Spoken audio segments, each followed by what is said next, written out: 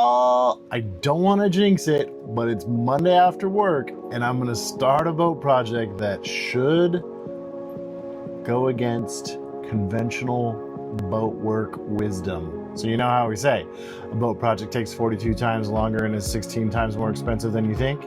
Well, this one should be in half an hour. I'm gonna say it right now. It is, what time is it? Let's check our clock. Right now we have this as our ship's clock until we get the other one installed. It's 6:04. 6:04 on a Monday. So let's do this. I'm gonna say by 6:40, this project will be done. So you may be wondering to yourself, Matt, what kind of boat project would take less than an hour? Ta-da! I'll show you. Actually, I can't even say this boat project has taken less than an hour because we spent a lot of time on this in the Walla Walla workshop. So you remember these? Boom, those guys. So we cut this at the Walla Walla workshop, 2 size, and then countersunk these fastener mounting holes, and sanded and polished and shined it up. And now it's time to install. But this evening, and I actually, oh man, I cheated a little bit too, because I did spend about 20 minutes cleaning them up a little bit with that and just a couple regs. So this was on the boat when we bought the boat, and it works pretty good. This I saw at Home Depot and bought it because it was pink and Devin loves pink. Plus I needed something to compare maybe against this. And they both basically work basically the same. I would say this one is a little more like aggressive, like scratchy than this one. And it's more of a paste. This is more of a liquid. But this one has like a really strong chemical, like old paint can smell. And this one actually smells really delightful. Plus, it's vegan. So who knows? Not sponsored on any of this, but we used both and they both seem to do the trick. This one is more chemically, this one is not. So I'd probably use that one moving forward just because it smells good and it's vegan. So remember these? Let's go take one. Look how nice that turned out. Take one this way. Watch out for these little tiny feet and a little tiny dog. And it's going to be installed down here. So this is underneath our galley float. Here's the float and a drain and the hoses and some storage and all that. And I also didn't cheat with this. I did time myself and include pulling all the stuff out. So I didn't cheat there, but we're gonna install this down here.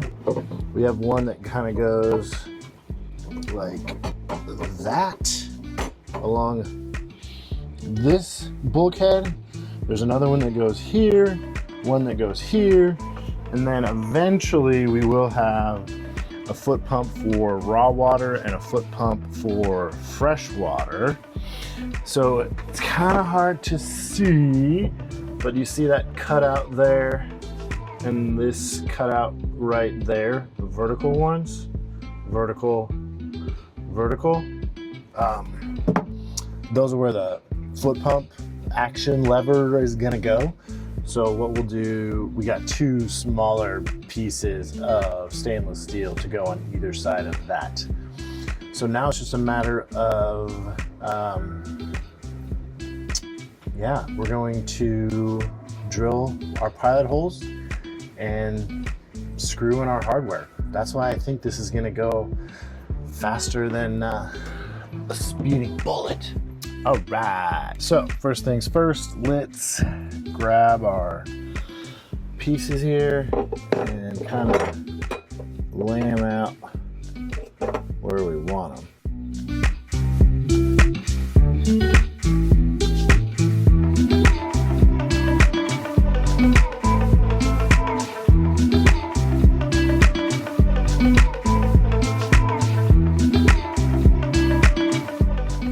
Now we've set our drill bit length to not go too far, because this is these are the fasteners we're going to use. Number 8 3/4 inch 3/16 stainless steel from McMaster-Carr. Not sponsored, but I love it. You know I do. I'm a huge fan of shiny new hardware, or fasteners, I guess.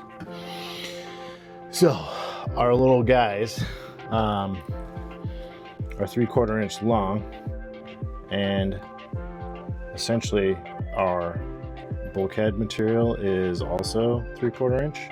But by the time this sits in its little home like that, there is no chance that it will go through to the other side of the bulkhead. And to ensure I'm not drilling the other side of the bulkhead, I'm only going to drill that much. So, all right, let's get our pilot holes in and keep going. What time is it?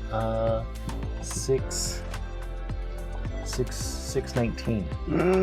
We gotta do it quick. Let's go. I'm gonna drill. You guys watch Tiller work on her chew toy there.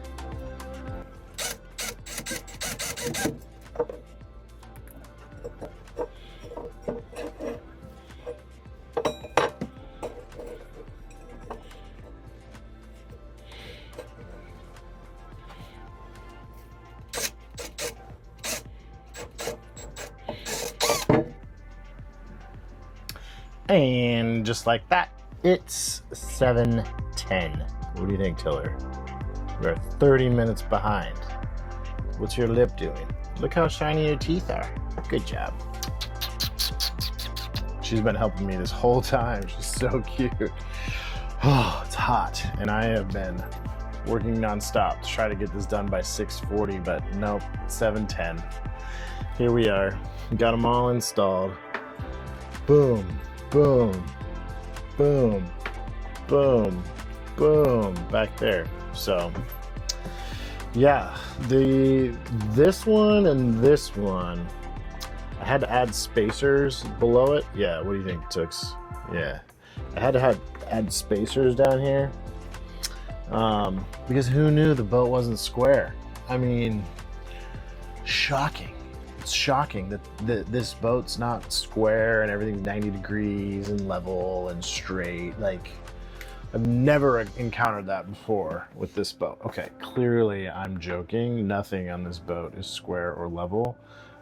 Most boats, dare I say it, are not square and level.